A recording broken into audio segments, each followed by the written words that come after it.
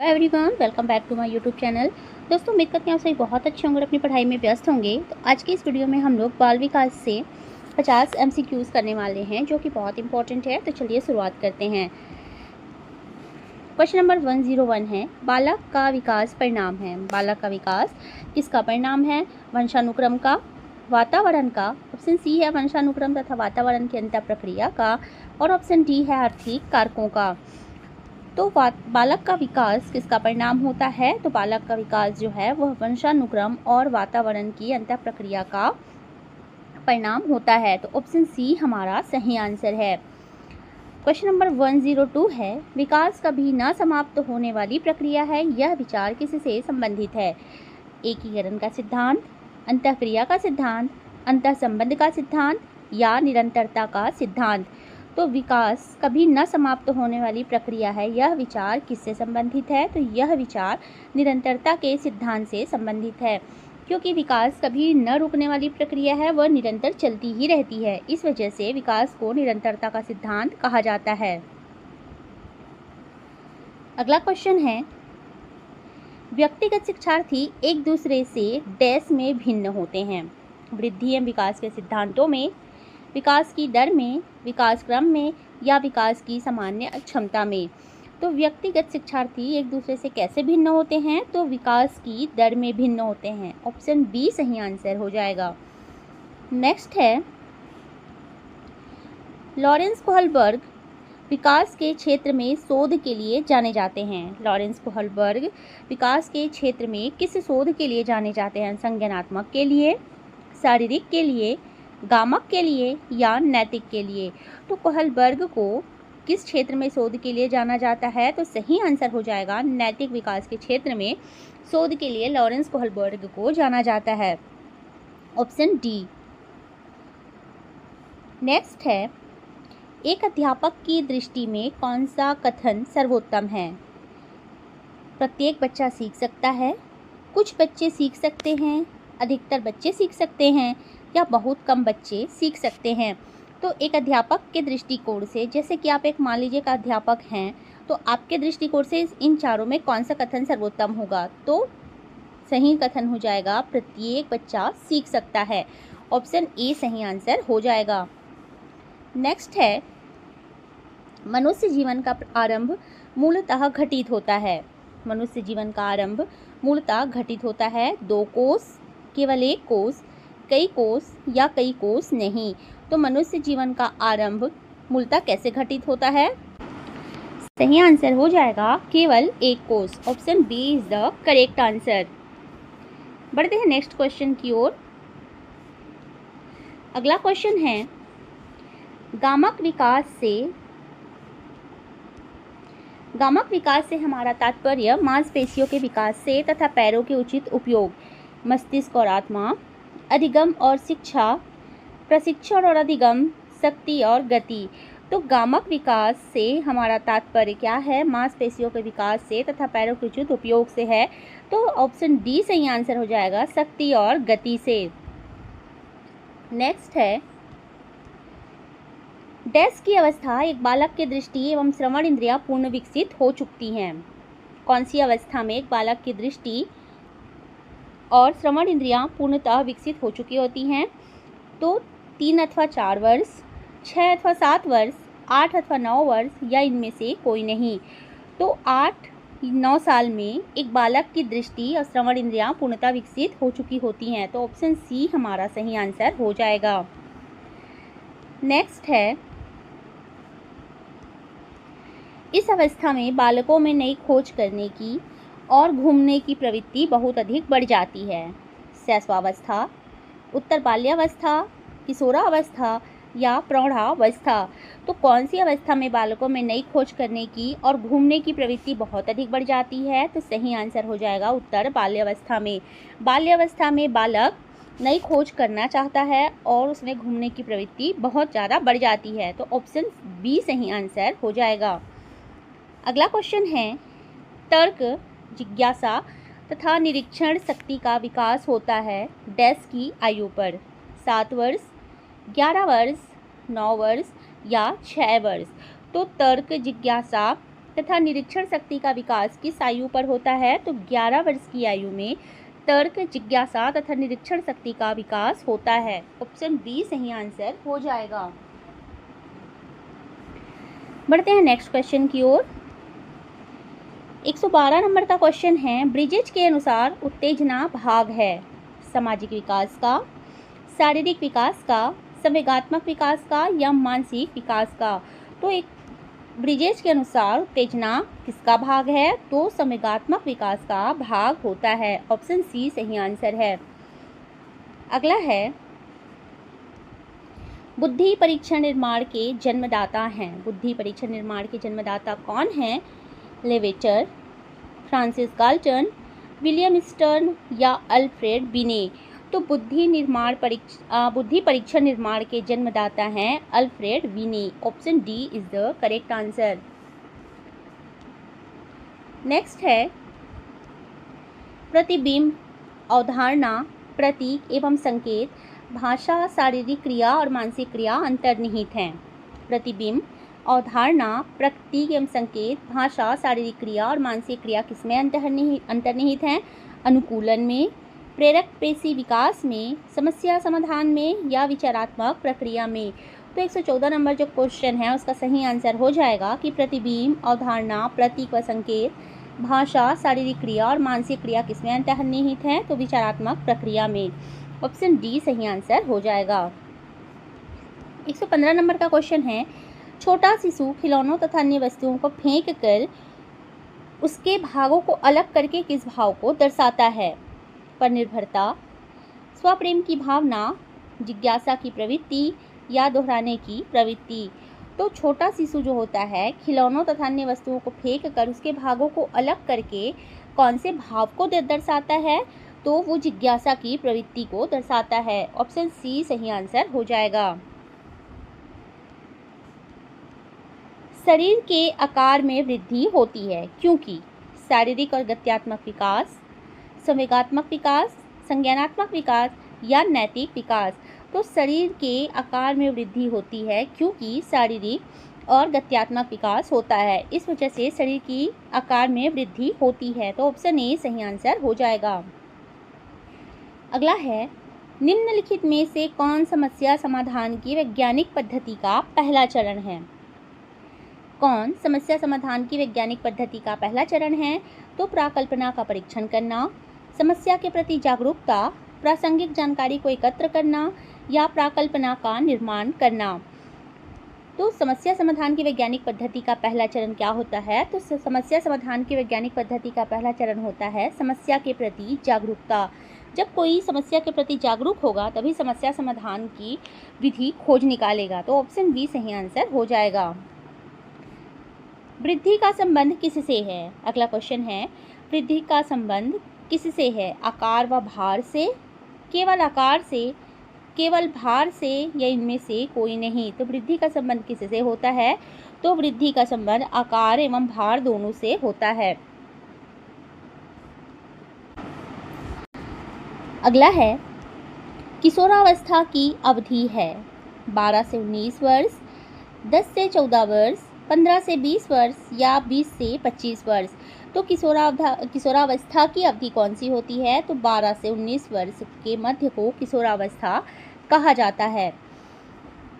120 number का question है, निम्नलिखित में से वंशक्रम संबंधी नियम हैं? प्रयासों का नियम, सीखने का नियम, समानता का नियम या स्वास्थ्य का नियम? तो वंशक्रम संबंधी नियम किससे संबंधित है? तो समानता के नियम से संबंधित है। ऑप्शन सी सही आंसर हो जाएगा। 121 नंबर का क्वेश्चन है, वृद्धि एवं विकास में क्या संबंध है? एक दूसरे के विरोधी हैं, एक दूसरे के समान हैं, एक दूसरे के पूरक हैं या उपरोक्त सभी? तो वृद्धि और विकास में क्या संबंध है? वृद्धि और विकास में संबंध है, वृद्धि और विकास दोनों एक दूसरे के पूरक हैं। ऑप्शन सी सही आंसर है। वृद्धि और विकास में क्या संबंध है? तो वृद्धि और विकास दोनों एक दूसरे के पूरक हैं। अगला क्वेश्चन है, बाल विकास का सही क्रम है। बाल विकास का सही क्रम क्या है? प्रौढ़ावस्था, किशोरावस्था, बाल्यावस्था पूर्व किशोरावस्था, मध्य किशोरावस्था या उत्तर किशोरावस्था, बाल्यावस्था, किशोरावस्था या प्रौढ़ावस्था, इनमें से कोई नहीं।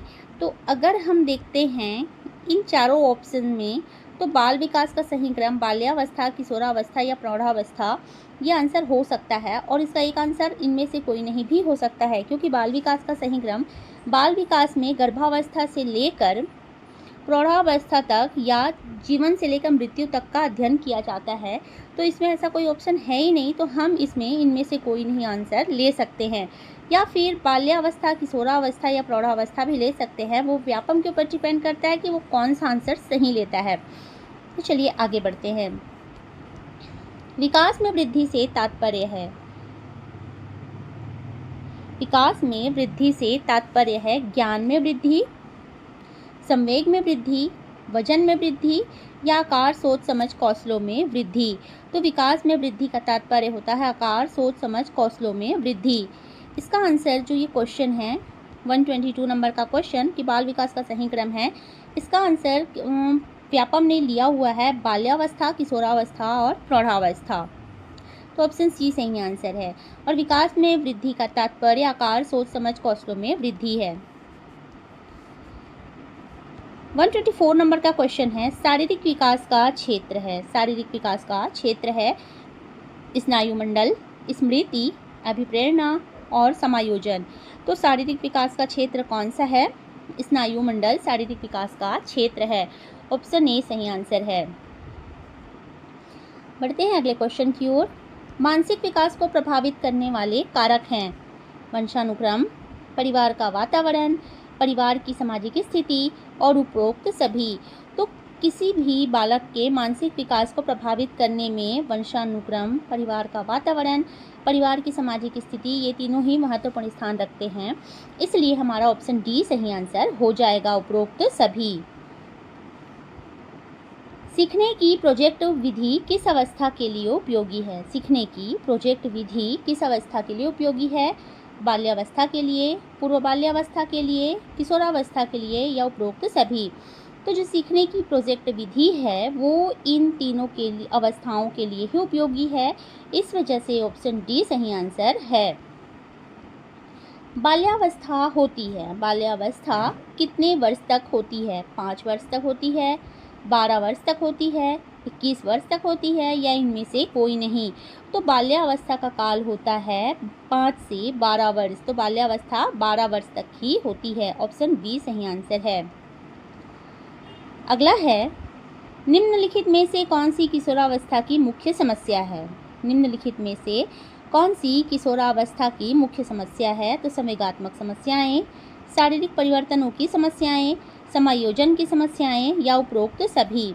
तो किशोरावस्था की मुख्य समस्या में संवेगात्मक समस्याएं तो होती हैं, शारीरिक परिवर्तनों की समस्याएं भी होती हैं, समायोजन की समस्याएं भी होती हैं। तो ऑप्शन हमारा डी जो है वो सही आंसर हो जाएगा, उपयुक्त सभी। विकास शुरू होता है, विकास कब से शुरू होता है? बाल्यावस्था से, प्रसव पूर्वावस्था से, शैशवावस्था से या पूर्व बाल्यावस्था से। तो विकास कब से शुरू होता है? तो प्रसव पूर्वावस्था से विकास शुरू हो जाता है और अनंत तक चलता है।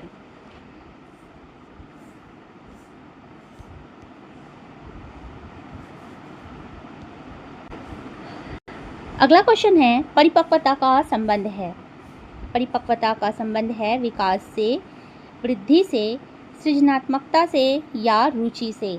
तो परिपक्वता का संबंध किससे होता है? तो विकास से होता है परिपक्वता का संबंध। Option A is the correct answer. Question number 131 है वृद्धि एवं विकास का मुख्य सिद्धांत है, वृद्धि एवं विकास का मुख्य सिद्धांत है तत्परता का नियम, एकता का नियम, व्यक्तिकंतर का सिद्धांत या इनमें से कोई नहीं, इनमें से सभी। तो वृद्धि एवं विकास का मुख्य सिद्धांत होता है व्यक्तिकंतर का सिद्धांत। ऑप्शन सी सही आंसर हो जाएगा। विकास कैसा परिवर्तन है? विकास कैसा परिवर्तन है? गुणात्मक है, रचनात्मक है, गणनात्मक है या नकारात्मक है। तो विकास कैसा परिवर्तन है? तो विकास गुणात्मक परिवर्तन है। Option A is the correct answer. Question number 133 है निम्नलिखित में से कौन सा विकास का सिद्धांत है? कौन सा विकास का सिद्धांत है पूछा गया है हमसे। सभी की विकास दर समान नहीं होती, तो बिल्कुल सही है, सभी की विकास दर समान नहीं होती है। विकास हमेशा रेखीय प्रतीत होता है। यह निरंतर चलने वाली प्रक्रिया नहीं है, तो ये ऑप्शन गलत है और ये भी ऑप्शन गलत है। विकास की सभी प्रक्रियाएं अंतर संबंधित नहीं है, बिल्कुल गलत है। विकास की सभी प्रक्रियाएं जो होती है वो अंतर संबंधित होती है। तो हमारा ऑप्शन ए सही आंसर है, विकास की सभी दर समान नहीं होती है। तो विकास का सिद्धांत है, विकास की सभी दर समान नहीं होती है। 134 नंबर का क्वेश्चन है, किस आयु काल में मानसिक विकास अपनी उच्चतम सीमा पर पहुंच जाता है? 10 से 15 वर्ष, 10 से 20 वर्ष, 20 से 25 वर्ष या 5 से 10 वर्ष? तो किस आयु काल में मानसिक विकास अपनी उच्चतम सीमा पर पहुंच जाता है? तो 10 से 15 वर्ष की आयु में मानसिक विकास अपनी उच्चतम सीमा पर पहुंच जाता है। मनोविज्ञान सामान्यतः मानव के डैश से संबंधित होता है, तो इन तीनों से ही संबंधित होता है, भावनाओं से, विचारों से और आचरण से। तो ऑप्शन डी सही आंसर हो जाएगा। 136 नंबर का क्वेश्चन है, शिक्षा को किसी व्यक्ति की अपनी जिंदगी डैश बनाने में सक्षम बनाने वाली होनी चाहिए? बेहतर बनाने वाली, संतोषजनक बनाने वाली, सार्थक बनाने वाली या सभी संबंधितों के लिए महत्वपूर्ण? तो शिक्षा को किसी व्यक्ति की अपनी ज़िंदगी में इन तीनों के ही बनाने में सक्षम होने वाली चाहिए। तो बेहतर, संतोषजनक और सार्थक। तो ऑप्शन डी सही आंसर हो जाएगा। 137 नंबर का क्वेश्चन है, शिक्षा का मुख्य उद्देश्य होता है? शिक्षा का मुख्य उद्देश्य होता है व्यक्ति के डैश का विकास करना, ज्ञान का विकास करना, शरीर का विकास करना, व्यक्तित्व का विकास करना या बुद्धिमत्ता का विकास करना। तो शिक्षा का मुख्य उद्देश्य क्या होता है? तो व्यक्ति के व्यक्तित्व का विकास करना शिक्षा का मुख्य उद्देश्य होता है। तो ऑप्शन सी सही आंसर हो जाएगा। 138 नंबर का क्वेश्चन है, एक अच्छी उपलब्धि जांच का एक अभिलक्षण निम्नलिखित में से क्या नहीं है? विधिमान्यता, विश्वसनीयता, द्विअर्थकता या वस्तुनिष्ठता। तो एक अच्छी उपलब्धि जांच के एक अभिलक्षण में क्या नहीं है पूछा गया है, तो द्विअर्थता नहीं है। ऑप्शन सी सही आंसर है। बच्चे का पहला शिक्षक कौन होता है? बच्चे का पहला शिक्षक क्या माहौल होता है, शिक्षक होता है, माता पिता होते हैं या इनमें से कोई नहीं? तो 139 नंबर के क्वेश्चन का सही आंसर हो जाएगा, बच्चे का पहला शिक्षक माता पिता होते हैं। Option C is the correct answer. 140 number का क्वेश्चन है, निम्नलिखित में से किसे प्रोजेक्ट सहायता सामग्री नहीं माना जाता? Slide projector, overhead projector, black board या एपीडीआई स्कोप। तो किससे एक प्रोजेक्ट सहायता सामग्री नहीं माना जाता है? तो ब्लैक बोर्ड को प्रोजेक्ट सहायता सामग्री नहीं माना जाता है। ऑप्शन सी सही आंसर है।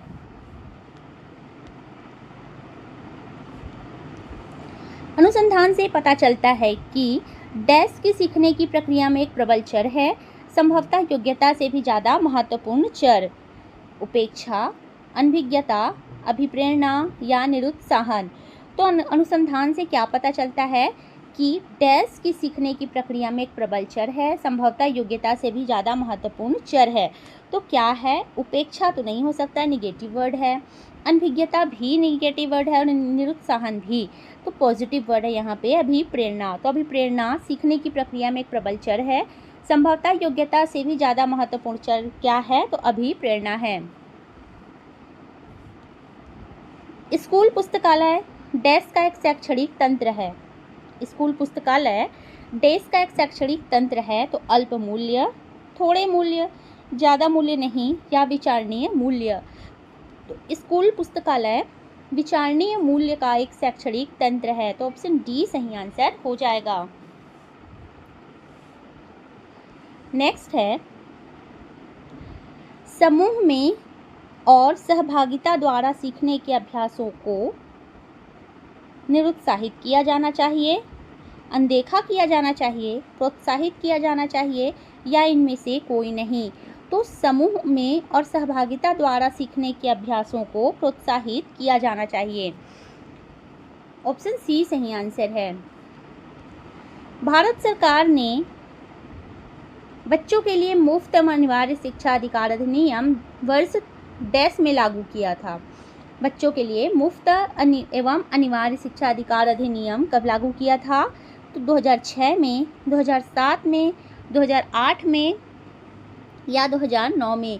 तो जो 6 से 14 वर्ष तक के बालकों के लिए मुफ्त एवं अनिवार्य शिक्षा का अधिकार अधिनियम है, जिसे हम लोग RTE के नाम से जानते हैं, तो RTE कब लागू हुआ था? तो 2009 में लागू हुआ था। ऑप्शन डी सही आंसर है। राष्ट्रीय पाठ्यचर्या की रूपरेखा 2005 के अनुसार अधिगम अपने स्वभाव में डैश और डैश है। निष्क्रिय और सरल है, निष्क्रिय और सामाजिक है, सक्रिय और सामाजिक है, या सक्रिय और सरल है। तो राष्ट्रीय पाठ्यचर्या की रूपरेखा NCF 2005 की बात हो रही है। तो NCF 2005 के अनुसार अधिगम अपने स्वभाव में क्या है? तो सक्रिय और सामाजिक है, सक्रिय और सामाजिक है। तो ऑप्शन सी सही आंसर हो जाएगा। शिक्षक एवं विद्यार्थी के मध्य संबंध होना चाहिए स्नेह का, विश्वास का, सम्मान का और ये सभी। तो शिक्षक और विद्यार्थी के मध्य कैसा संबंध होना चाहिए? तो ये तीनों ही संबंध अगर शिक्षक और विद्यार्थी के मध्य हैं तो शिक्षण व्यवस्था बहुत बेहतरीन तरीके से चलती है। तो ऑप्शन डी सही आंसर हो जाएगा। शिक्षक और विद्यार्थी के मध्य स्नेह का, विश्वास का और सम्मान, ये तीनों ही संबंध होने चाहिए। 147 नंबर का क्वेश्चन है, मानसिक विकास को प्रभावित करने वाले कारक हैं वंशानुक्रम, परिवार का वातावरण, परिवार की सामाजिक स्थिति और उपरोक्त सभी। तो मानसिक विकास को प्रभावित करने वाले कारकों में ये तीनों ही कारक बहुत ही इम्पोर्टेंट हैं, वंशानुक्रम, परिवार का वातावरण और परिवार की सामाजिक स्थिति। तो ऑप्शन डी हमारा सही आंसर हो जाएगा, उपर्युक्त सभी। एक बच्चे की मानसिक आयु 12 वर्ष है एवं वास्तविक आयु 10 वर्ष है, उसकी बुद्धि लब्धि क्या होगी? एक बच्चे की मानसिक आयु कितनी है? 12 वर्ष है और वास्तविक आयु 10 वर्ष है, तो उसकी बुद्धि लब्धि क्या होगी? तो फॉर्मूला क्या है? मानसिक आयु अपॉन वास्तविक आयु इनटू 100। तो मानसिक आयु कितना है? 12 है और वास्तविक आयु 10 है, मल्टीप्लाई क्या हो जाएगा? 100। तो 10 10 कर गया और 12 इंटू 10 120 आंसर आ गया। ऑप्शन सी सही आंसर है। एक बच्चे की मानसिक आयु 12 वर्ष एवं वास्तविक आयु 10 वर्ष है, तो उसकी बुद्धि लब्धि 120 होगी। 149 नंबर का क्वेश्चन है, परिपक्वता का संबंध है। परिपक्वता का संबंध किससे है? विकास, बुद्धि, सृजनात्मकता या रुचि। तो परिपक्वता का संबंध किससे होता है? तो विकास से होता है। ऑप्शन जो ए है वो सही आंसर है। 150 नंबर का क्वेश्चन है, बाल्यावस्था होती है, ये रिपीट हो गया है क्वेश्चन, 5 वर्ष तक, 12 वर्ष तक, 21 वर्ष तक या कोई भी नहीं। तो बाल्यावस्था कितनी होती है? तो 5 से 12 वर्ष की अवस्था को, 5 से 12 वर्ष की अवस्था जो होती है उसे बाल्यावस्था कहा जाता है। तो चलिए दोस्तों, आज के वीडियो में 50 क्वेश्चन कंप्लीट होते हैं। हम लोग पर डे 50-50 क्वेश्चन लाएंगे और ये क्वेश्चन साधारण क्वेश्चन नहीं है, व्यापम द्वारा किसी न किसी एग्ज़ाम में पूछे गए क्वेश्चन हैं, चाहे वो CGTET हो, चाहे शिक्षक भर्ती हो, CTET से भी इसमें क्वेश्चन हैं। तो बने रहिएगा हमारे साथ। अगर आपको हमारा वीडियो पसंद आता है तो वीडियो को लाइक कीजिएगा और हमारे चैनल को सब्सक्राइब कीजिएगा। और हाँ, एक चीज़ और बताना चाहती हूँ कि हिंदी की पेडागोजी, इंग्लिश की पेडागोजी और EVS जो सहायक शिक्षक में जितने भी सब्जेक्ट हैं सबकी पेडागोजी के वीडियो मैं धीरे धीरे से लाना स्टार्ट करूँगी, तो बने रहिएगा। तो चलिए आज की वीडियो में बस इतना ही, मिलते हैं नेक्स्ट वीडियो में। धन्यवाद।